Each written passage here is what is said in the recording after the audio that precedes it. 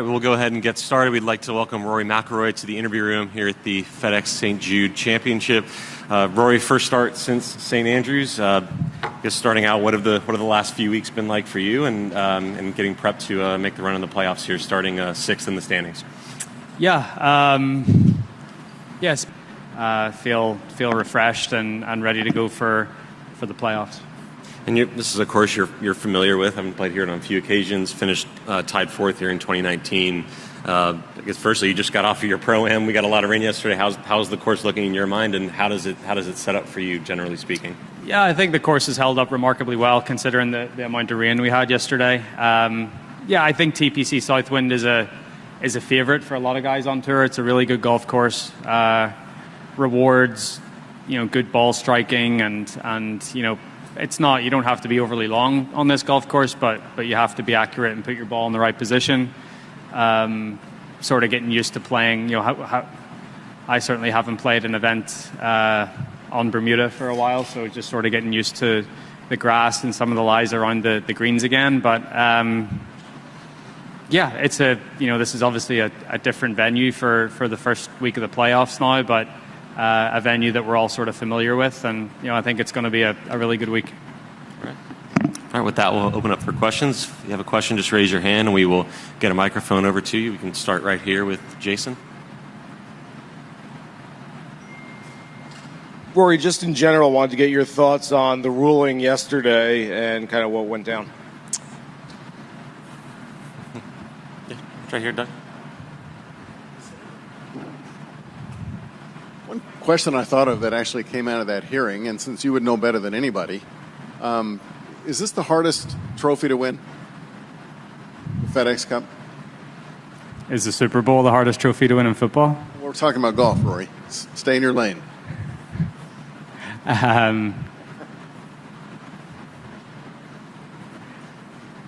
Look, it rewards consistently good golf over the course of the season, but then, so you have to put yourself in position, but then you have to really turn it on for the last few weeks. So it's like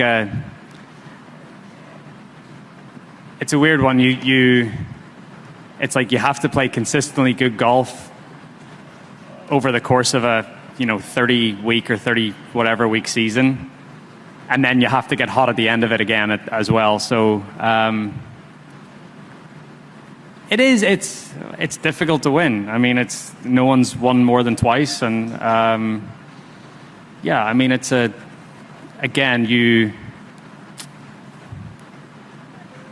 I think it's hard to win, especially with the format in Atlanta now, because it really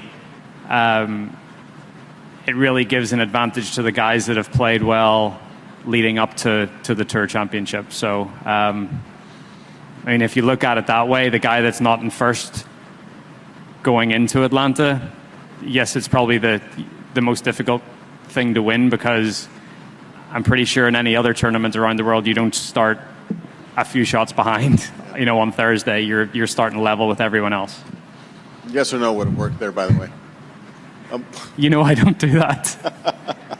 One other thing is it related to just to this whole thing, and you've spoken very clearly on it most of the year. I'm just curious, in your eyes, was there a point when this became more personal than it was at the start? Yeah, and it was when that lawsuit was filed last week or whatever it was. And the thing that I would say, I certainly have a little more respect for the guys that haven't put their names to the suit. So, it's become a little more personal because of that. You guys? Yeah, Sean? What were the days after St. Andrews like?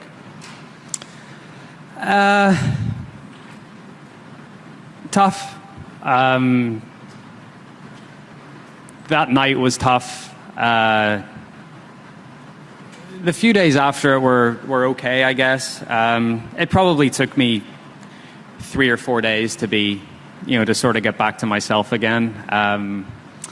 But I think what softened the blow a little bit is I felt like I should have got the ball up and down on 9, 12, and 14. Those are sort of you could maybe say the third hole as well. But, apart from that, I didn't feel like I didn't lose it. And I think that's what made it a little easier to get over. The fact that Cam went out and shot 30 on the back 9, and, I stood on the 10th tee with a 2-shot lead and birdied the 10th. And I didn't really you could say I didn't make birdies at 12 or 14 or 18. But 18 didn't really matter in the end. But, that's the only two things I can really think about that I would have done differently. So that made it a little easier to get over. It's not as if I went out there, shot 75, and I went and played a solid round of golf. Didn't get as much out of it as I was hoping for. But I think because of how I played, it made it, I guess, just a little easier to get over. And then I think only out of the top 25 twice this season, what's the most gratifying part of the consistency in the year? I think just I'm back to playing the golf that I'm used to playing and the golf that I know that I can play. COVID was a weird time for everyone, and then coming out of it, I'm going into the 21 season, maybe not wanting my swing to be where it was, and then sort of trying to change a couple of things and going down a path that I realized wasn't the path for me, and sort of coming back out of that and getting back to playing the golf that I know that I can play. This year feels very similar to the way I played in 2019. It's a carbon copy in terms of the consistency and the numbers and the strokes gained numbers. But my finishes in the majors have been better, and that's been a real positive. Looking ahead into next year and the future. Good. All right, guys. Anything else? Not a whole lot. I know that a lot of companies are based there, but apart from that, I don't really know much. Real quick, Jason. Rory, I hate to harp on the Open, but you said it was almost easier to get over because of the way you played, especially in the final round. Is it at some point almost a little more frustrating knowing, hey, I really didn't do anything wrong, I didn't make any mistakes, and yet I still didn't get it done? Sort of, what does it take for me to actually win one of these things? No, I think it's more, if I keep playing like that in major championships, the law of averages suggests that, I'm going to get myself back in the winner's circle eventually. So I think it's more looking at it in that way than the other way. Like I played really solid. I shot 18 under par around St Andrews for 4 days, and it wasn't quite good enough to get the job done. But if I keep playing the way I've been playing in the bigger tournaments, again, as I said, the law of averages would suggest that I'm going to get myself a trophy at some point.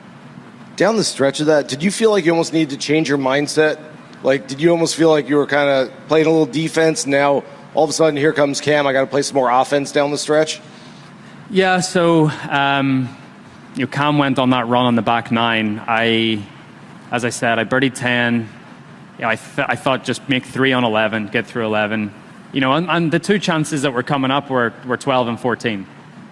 And, even when I didn't birdie 12, I was like, it's okay. I'm still okay there. And then, again, 13's a hole where you make a 4 and you just move on. So I did that.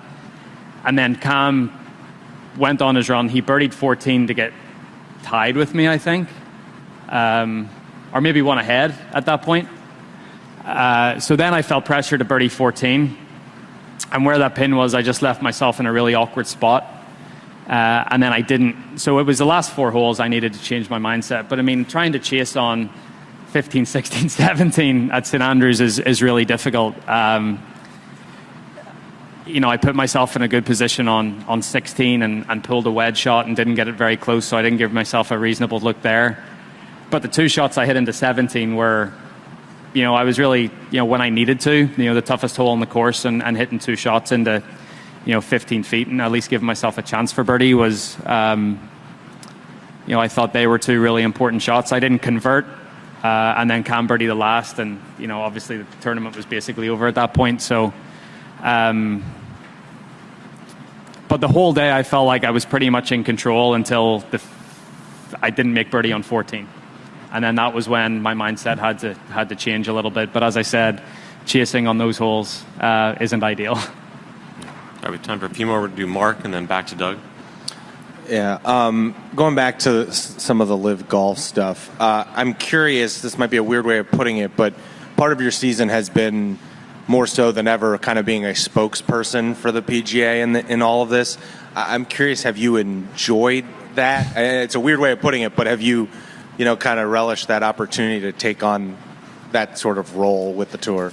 Not really. I don't feel like it's my job to be up here and stick up for the tour or be a spokesperson. It's just sort of the role that I found myself in, especially coming on the PGA Tour board this year. It was a great time to agree to do that.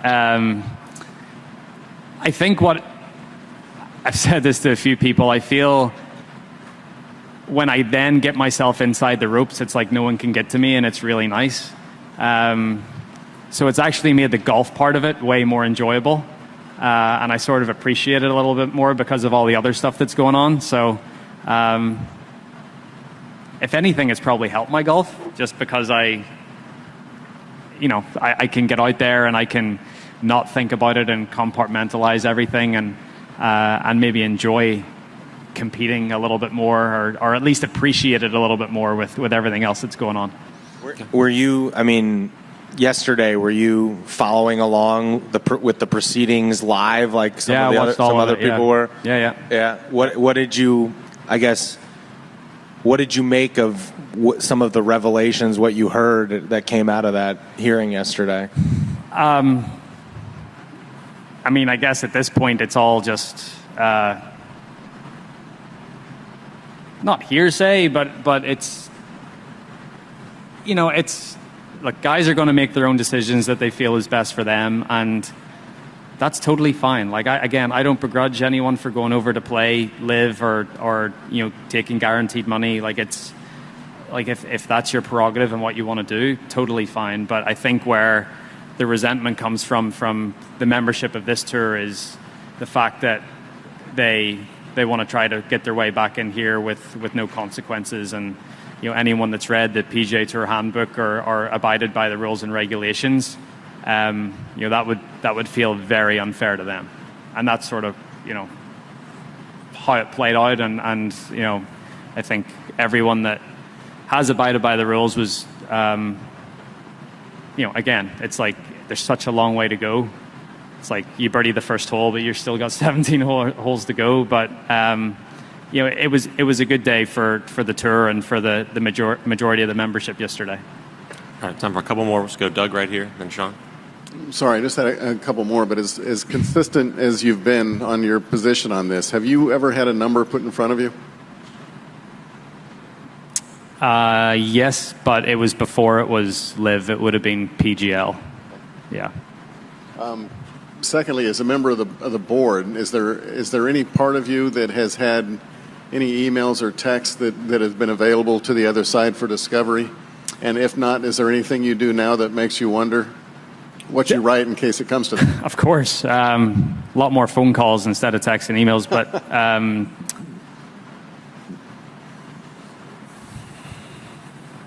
I don't think I know Discovery hasn't started yet. I guess Discovery will start pretty soon here, and I would imagine by being part of the board that I'll be involved in that in some way, but I don't know at this point.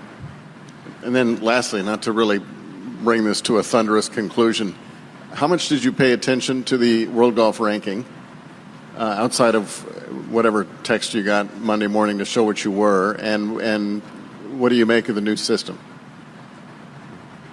I like it because it ranks me number one on one ranking. I think that's really good. I like this new system. I think it's a more fair way to calculate who the best players in the world are. I think a lot of guys go on Data Golf and you see sort of rolling average of strokes gained, and I think it's a better way to see who the best golfers in the world are right now. And again, these are all just different algorithms and calculations and whatever, but I think of awarding points to tournaments and players, it's a better way to do it. It's a way better way to do it, because it just goes by strength of field, and how you play in comparison to the players that you're playing against that week. So I like it. Again, it makes it a more fair ranking, and you mightn't see it straight away, but I think over the course of the next 18 months to 2 years, you'll see a fairer reflection of where everyone sits. All right, we're just going to finish here with Sean. Just curious, how much do you use social media or YouTube as an instructional item? And do you look at swings of yourself, swings of other players you might want to emulate, or instructors for ideas of things you might want to do? So, again, I used to look at a lot of different golf swings. I'd look at early 2000s Tiger a lot. But I have to realize that's he's a different body shape to me. He's got longer arms. He's got just everything's different. So, but I don't like looking at my swing too much either, because I'll just start to pick it apart, and I'll be too perfectionist with it, and so I honestly I don't even like watching my highlights anymore, because I'll start picking my swing apart. Like I don't think it does me any good. So I've tried to steer away from looking at a lot of swings on video. What's the most random swing you were into? Like random player swing you really liked? Grant Waite. I don't know if that's random enough, but he was always the model on V1 when I was growing up, and he had a pretty nice swing. All right, Rory, thanks for the time. Good luck this week, and we have Justin Thomas coming up right now. Justin Thomas swings it well too.